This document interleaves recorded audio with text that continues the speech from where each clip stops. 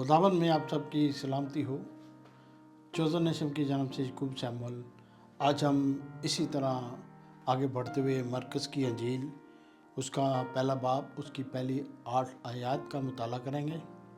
उससे पहले कि मत्ती की अंजील उसका पहला बाब और 28 बाब तक, पहले बाब से लेकर 28 बाब तक मैं इसको कंप्लीट कर चुका हूँ। अभी ये मरकज़ की अंजील पर अजीज़ो पहली आयत का मुताला करेंगे। यीशु मसीह इब्ने खुदा की खुशखबरियों का शुरू। अजीज़ो यीशु मसीह की जो खुशखबरी है उसका आगाज़ होने वाला है, क्योंकि यीशु मसीह के लिए यूहन्ना बपतिस्मा जो देने वाला है वो यीशु मसीह की राहें तैयार करता है। ये यीशु मसीह का जो सारा प्रोग्राम है, यह सारा मनादी का प्रोग्राम है, प्रीचिंग का प्रोग्राम है। यहाँ पर जो इसके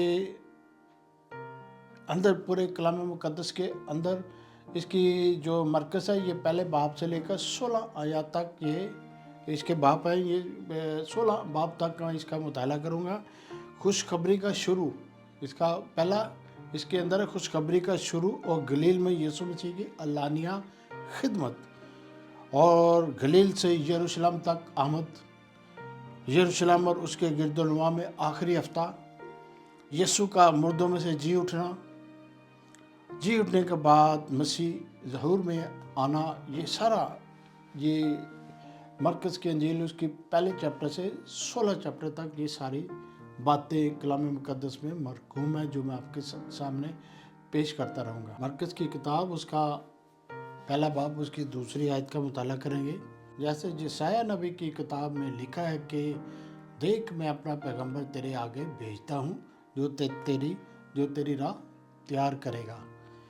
अज़ीज़ो खुदावन ने ये जो यूहन्ना के बारे में हम सुनते हैं, यूहन्ना बपतिस्मा के बारे में सुनते हैं, ये खुदावन ने इंतज़ाम किया कि यीशु के काम शुरू करने से पहले ये राहें तैयार करे, यीशु के रास्ते को हमवार करे, यीशु को उस खुशखबरी के बारे में बताए। इसने लोगों को खुशखबरी के बारे में बताना शुरू किया। यूहन्ना आम लोगों में नहीं रहा करता था, ये जंगल बियाबान में पहाड़ों में रहा करता था। इसका जो खाना पीना था ये टिड्डियाँ और शहद था, और ये ज़्यादातर जंगल बियाबान में ही रहा करता था।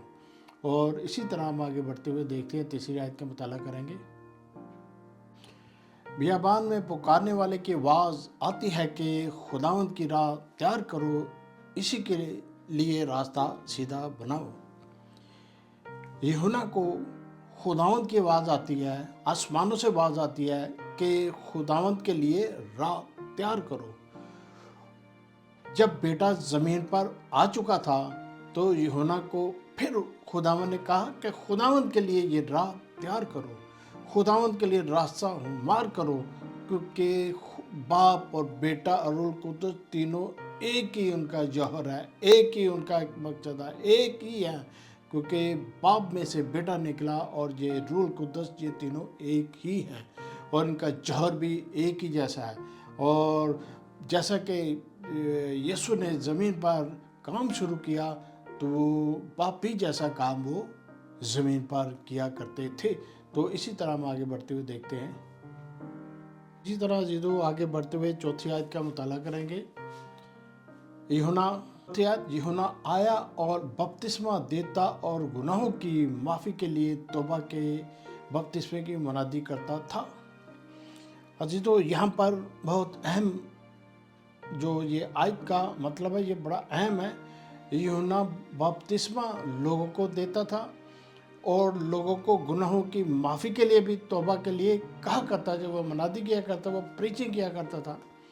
जैसे कि यूहन्ना बनी इस्राएल में यहूदा कबीले में से था, और यूहन्ना जब वो ज़मीन पर यरूशलेम में इस्राएल में यह मुनादी किया करता था, लोगों को माफ़ी की मुनादी के बारे में बताया करता था, बपतिस्मे के बारे में बताया करता था। क्योंकि हम आप दुनिया जानते हैं कि यहूदी तब से अब तक ये मेंढों, बकरों, बछड़ों और कुमरियों, कबूतरों और तरह तरह के ऐसे रस्म रिवाज करते हैं जो कि खुदा को आगे पेश करते हैं ताकि इनके गुनाह और इनकी गलतियां माफ़ हुई जाएं। ये साल ब साल ऐसे ही किया करते थे, लेकिन खुदावंद इन सारी बातों से तंग आ चुका था। खुदावंद ये करते क्या थे? पहले पूरा साल ये बदी करते थे और इनके साल के बाद ये हैकल में जाया करते, तो एक इनके पास दिन हुआ करता, ये मेंढों बछड़ों के ऊपर हाथ रख कर अपने गुनाह बख्शाया करते कि हमारे गुनाह बख्शे जाएंगे, हमारे गुनाह जाते रहेंगे। तो अजीज़ों, ये ऐसा ना था। अगर ऐसा होता तो वो यूहन्ना ने लोगों को कहा कि मनादी की और लोगों को कहा कि माफ़ी और तौबा करें और मुझसे बपतिस्मा लें ताकि मैं ये सारे काम करूं। और लोग उसके पास जाना शुरू हुए और जाकर उससे बपतिस्मा लेना शुरू हुए और लोगों ने तौबा करनी शुरू की। और ये सारा आगाज़ वो यीशु के आने से पहले हो चुका था। यीशु के राह यूहन्ना बपतिस्मा देने वाला बताता रहा। जैसा कि यूहन्ना बपतिस्मा देने वाला लिशबा का बेटा था। लिशबा माँ मरियम की वो कज़न थी और यूहन्ना उसका बेटा था। ये आपस में इनकी ज़मीनी तौर पर ये रिश्तेदारी भी थी, लेकिन यूहन्ना को ये कतई पता नहीं था कि यीशु जो है वही खुदावंद है और यीशु ही ये मुनादी करने वाले हैं और यीशु ही गुनाहों की सारा कुछ करने। ये तब तक उसको नहीं पता था कि ये ऐसे करने वाले हैं, जब तक यीशु ने अपने आप को आवेज़ा या अपने आप को बताया नहीं लोगों को कि मैं ही खुदावंद हूँ, मैं यीशु हूँ, मैं बेटा हूँ और मैं खुदावंद की तरफ से यहाँ आया हूँ। अजीज़ों, 5वीं आयत का मुताला करेंगे। मरकस पहला बाब उसकी 5वीं आयत का मुताला करेंगे। और यहूदा के ममालिक के सब लोग और यरूशलेम के सब रहने वाले निकलकर उसके पास गए और उन्होंने अपने गुनाहों का इकरार करके दरियाए यरदन में उससे बपतिस्मा लिया।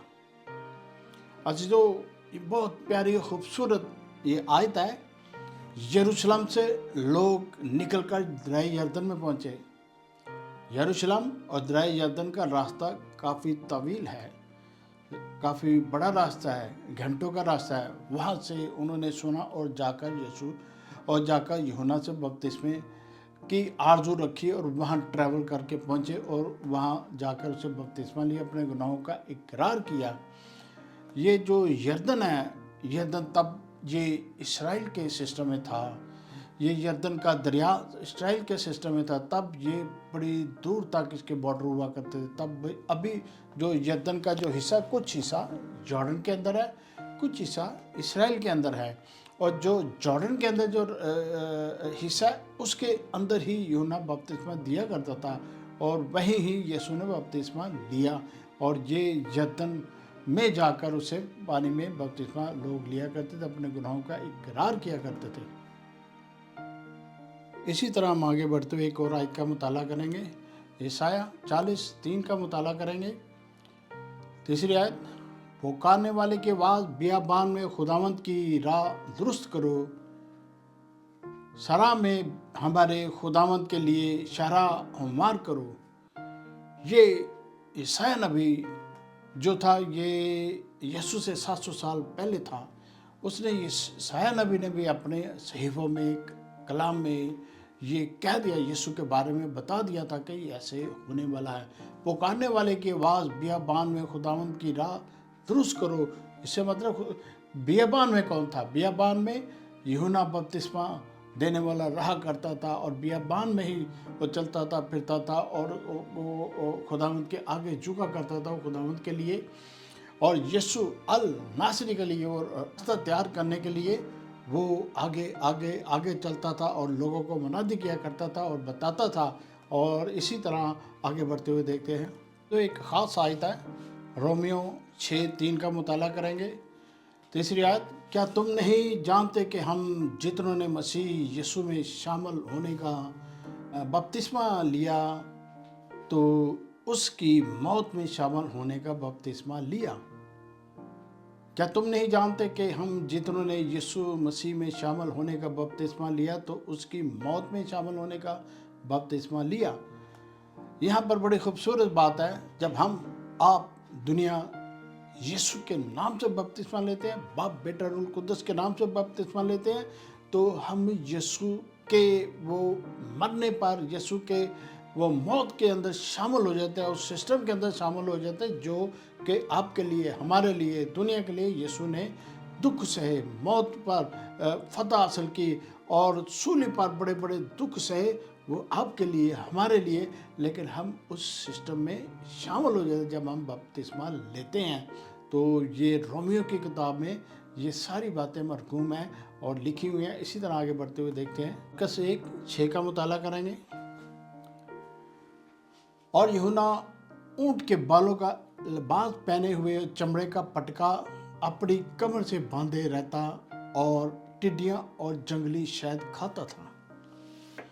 अजी तो यूहन्ना बपतिस्मा देने वाला जो जंगलों में, बियाबानों में, डेजर्ट में रहा करता था, ये ऊंट के चमड़े का इसने लिबास पहना हुआ था। वो गर्म होता है और ये अपने बदन पर वही लिबास पहने हुए रहता था और उसके ऊपर, लिबास के ऊपर इसने, जिसको हम आजकल के दौर में बेल्ट कहते हैं, पैंट के अंदर डालते हैं बेल्ट, उस तरह की बेल्ट इसने कमर पे बांधी होती थी। और ये इसी तरह भड़ता और जंगलों बियाबान में रहा करता था। और ये इसकी जो खुराक थी टिड्डियाँ और जंगली शहद थी। अजय तो जब हम वो टिड्डियों के बारे में सोचते हैं, ये टिड्डियाँ वो छोटी छोटी टिड्डियाँ नहीं, ये बड़ी बड़ी जो फसलों के ऊपर आते हैं उनके बारे में बात हो। ये बहुत ये ताकत में होती हैं और इससे बहुत ताकत हासिल होती है। जैसे जंगली शहद के अंदर भी बहुत ताकत हासिल होती है और वो बॉडी को गर्म करता है, बॉडी की एनर्जी को बहाल रखता है।